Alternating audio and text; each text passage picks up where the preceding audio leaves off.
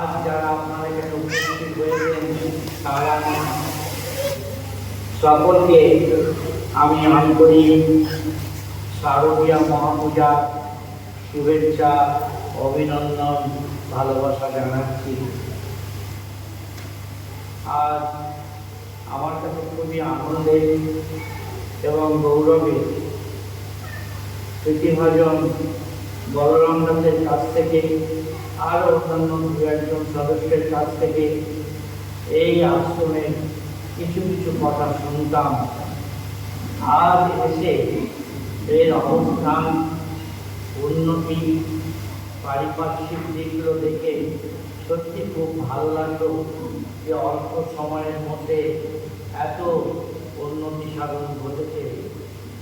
সকলের পেছনে যে শক্তি, সেটা হচ্ছে ঠাকুর মা স্বামীজির শক্তি। শুভ শক্তি ছাড়া শুভ কাজ তো কখনো হয় না, আর শুভ কাজ কখনো বিফলে যায় না।